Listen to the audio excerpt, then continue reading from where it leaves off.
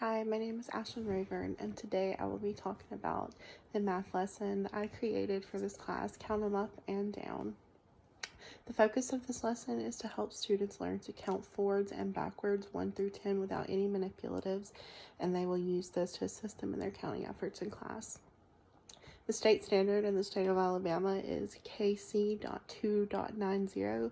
Students are expected to count forward and backwards to at least 10 with and without manipulatives.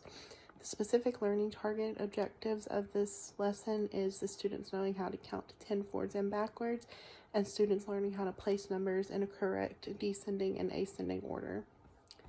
The agenda for this lesson is an opening of 10 minutes. Learning activities can fall anywhere between 35 to 45 minutes, and the closure for this lesson can fall anywhere between 5 to 10 minutes. For a formative assessment of this lesson, I decided to go with the strategy of create something, which will have my students create something to show me that they retained from the lesson and what they remember. So I would ask students to draw 10 of something onto a sheet of paper and label the items for me in ascending order 1 through 10. This will require them to apply what they already know, and it could be used after the lesson to apply what they have learned. Some key vocabulary in this lesson includes the words count, number, number line, ascending order, descending order, and digits. I would teach these definitions to my class by providing student appropriate words and definitions on the board along with a few example videos. The function of this is the purpose of the vocabulary helps the students familiarize the words in the lesson so that when we start the lesson, they don't go into it unfamiliar with what I may be talking about. The vocabulary matches up to the verbs found in the state standard for the state of Alabama. Some instructions and materials used in this lesson will be a whiteboard, magnetic numbers, dry erase markers, paper, a student's personal math journal, crayons and pencils, laminated numbers, and individual whiteboards for my students. Depending on the class, I used the class profile provided by this class. For grouping my students, I would have 6 groups of 5 students. Each group would consist of 1 student who is below grade level, 1 student who is above grade level, and 3 students who are at the correct grade level. For prior knowledge connections, I would have them connect this lesson to their prior knowledge of counting and just knowing numbers 1 through 10 in general. The formative assessment of create something will help them to activate this prior knowledge. For an anticipatory set of this lesson, I would have the students all come to the carpet or the rug, and we would watch a video called Count to 10 and Work Out, which is a video on YouTube, and it was for dancing and singing, and it had students follow along with numbers 1 through 10, and after the video was complete, I would have students share their thoughts on the activity.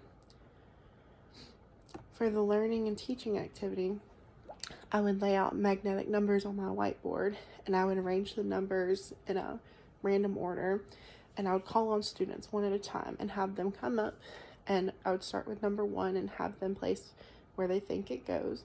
And then I'd have the next student come up and get the next correct ascending number, and we would repeat this step until we had 1 through 10 on the board. And then after we were done with that, I would rearrange them on the board, and I would have students do it in descending order. I'd call students up one by one, and they would pick the correct number to go in ascending and descending until everybody has had at least 2 turns. For our summative assessment at the end of the lesson, I was going to combine that with my exit ticket. I would ask students to write down one thing they learned in their personal math journal, and I would also give the students a single laminated number, which will allow them to know what order they can come up to turn in their math journals to me. So a student with number 1, for example, would be the first student, and then when I called for number 2, any students who had the second number would come up, and so on with 3, 4, and 5, all the way to 10.